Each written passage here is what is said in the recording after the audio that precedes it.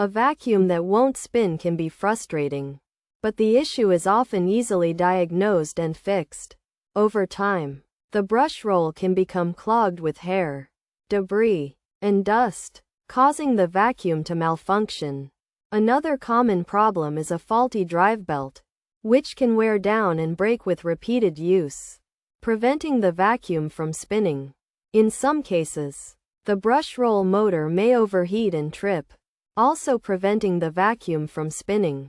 To resolve these issues, start by cleaning the brush roll.